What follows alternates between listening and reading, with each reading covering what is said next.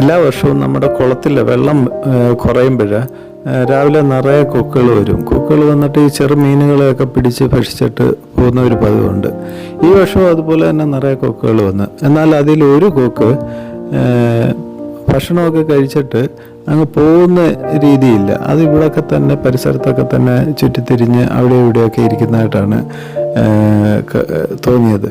അപ്പം ഞാൻ അതിനെ കൂടുതൽ നിരീക്ഷിച്ചപ്പോൾ ഒരു കാര്യം എനിക്ക് മനസ്സിലായി. അത് ഇത്തിരി ടയേർഡാണ്. എനിക്ക് തോന്നുന്നു പ്രായാധിക്യം കൊണ്ട്. അതിനെ കണ്ടു കഴിഞ്ഞാൽ നല്ല പ്രായം തോന്നിക്കും, അടുത്ത് കാണുമ്പോൾ നല്ല പ്രായം തോന്നിക്കാറുണ്ട്. ഏതായാലും അത് ഭക്ഷണമൊക്കെ കഴിച്ച് ഇവിടെയൊക്കെ തന്നെയാണ് ഇരിക്കുന്നത്. രാത്രിയാകുമ്പോൾ അത് കൂടുതൽ നമ്മുടെ പരിസരത്തോട്ട്, അതായത് നമ്മുടെ അടുത്തോട്ടൊക്കെ വന്ന് നമ്മുടെ ചെടികളിലും മറ്റും ഇരിക്കുന്നത്. അപ്പം ഞാനതിൻ്റെ അടുത്തൊക്കെ ചെല്ലുമ്പോൾ ആദ്യമൊക്കെ ഒരു ഭയം ഉണ്ടായിരുന്നു. എന്നാലും പതുക്കെ അത് ഇത്തിരി ഭയമൊക്കെ മാറി എൻ്റെ അടുത്തൊക്കെ വരാനും ഒക്കെ തുടങ്ങി. അപ്പം നമ്മൾ അതിനെ അതേ ശല്യപ്പെടുത്തണ്ടെന്ന് വിചാരിച്ചിട്ട് നമ്മൾ അതിൻ്റെ അടുത്തൊന്നും പോകത്തില്ല. പക്ഷേ എങ്കിൽ അതിനെന്തോ കൂടുതൽ എന്തോ നമ്മുടെ പരിസരത്തോട്ട് വരാൻ തുടങ്ങി.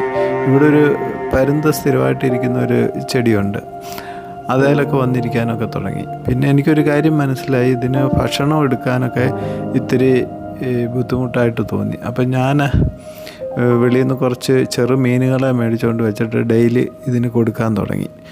പക്ഷേ എന്തോ ആദ്യ നാളൊന്നും അതിന് സർവൈവ് ചെയ്യാൻ പറ്റിയില്ല. കഷ്ടമെന്ന് പറയുകയല്ല, എന്താ ചെയ്യാൻ. ഒരു ദിവസം രാവിലെ ഒരു ചെടിയിൽ വളരെ അവശ നിലയിലൊക്കെ കണ്ട് ഞാനതിനെ എടുത്തിട്ട് കുറച്ച് വെള്ളമൊക്കെ കൊടുക്കാൻ നോക്കി. പക്ഷേ എങ്കിൽ എന്തോ രക്ഷിക്കാൻ പറ്റിയില്ല. അത് നമ്മളെ വിട്ട് പിരിഞ്ഞ് ഒരു വലിയ വിഷമമായിട്ട് തോന്നി.